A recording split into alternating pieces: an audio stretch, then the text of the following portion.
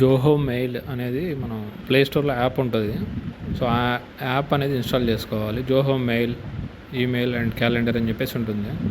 So ఇక్కడ sign up మీద click చేసి నెక్స్ట్ మీ యొక్క name, first name, last name, so మీకు కావాల్సిన విధంగా రాసుకోవచ్చు. నెక్స్ట్ మీ యొక్క mobile number and then user name means so మనకి మెయిల్ ఐడి జీమెయిల్ ఎలా అయితే మనం క్రియేట్ చేసుకుంటామో సేమ్ అలానే ఇక్కడ జోహో మెయిల్ అనేది మెయిల్ ఐడి అనేది మనం క్రియేట్ చేసుకోవాల్సి ఉంటుంది. అట్లానే పాస్వర్డ్ అనేది capital letters and characters and special characters కూడా యూజ్ చేసి పెట్టాల్సి ఉంటుంది. సీక్వెన్స్ ఆర్డర్లో ఏదైనా మనం నెంబరింగ్ ఇస్తే తీసుకోదు. పాస్వర్డ్లో సీక్వెన్స్లో లేకుండా నెంబర్స్ అనేది యూజ్ చేసుకోవాలి. Next terms and conditions click చేసి sign up for free click చేయాలి. చూడండి, ఇక్కడ పాస్వర్డ్ అనేది సీక్వెన్స్ ఆర్డర్లో ఉండటం వల్ల తీసుకోలేదు. సీక్వెన్స్లో లేకుండా మనం స్కిప్ చేసి ఏదైనా నెంబరింగ్ ఇచ్చుకుంటే బాగుంటుంది. సీక్వెన్స్లు అంటే 1 2 3 4 కానీ 5 6 7 కానీ 4 5 6 కానీ ఇట్లా సీక్వెన్స్లో ఇవ్వకూడదు.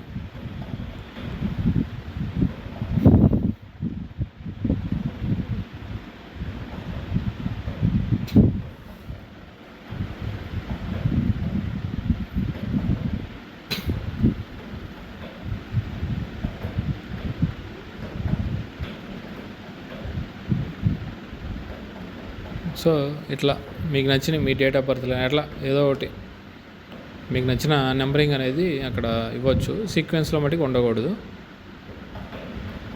So sign up for free click చేయగానే మీకు ఒక ఓటీపీ వస్తుంది. ఆ ఓటీపీ ఇచ్చేస్తే మీ యొక్క అకౌంట్ అనేది వెరిఫై అవుతుంది.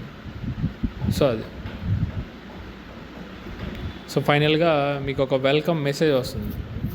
సో సేమ్ జీమెయిల్లో ఎలాగైతే మీకు ఫస్ట్ టైం ఒక అకౌంట్ క్రియేట్ చేసుకున్నప్పుడు మీకు వెల్కమ్ మెసేజ్ ఎలా అయితే వస్తుందో సేమ్ అలానే ఇక్కడ కూడా సేమ్ అదేవిధంగా వెల్కమ్ మెసేజ్ అనేది జోహో నుంచి మీకు రావడం జరుగుతుంది.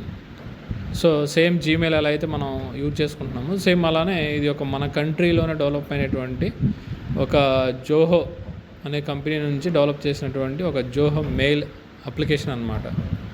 సో గూగుల్ని రీప్లేస్ చేయడానికి మనకి జోహో అనే కంపెనీ వాడు ఇట్లా ఈ విధంగా రకరకాల యాప్స్ అనేది మనకి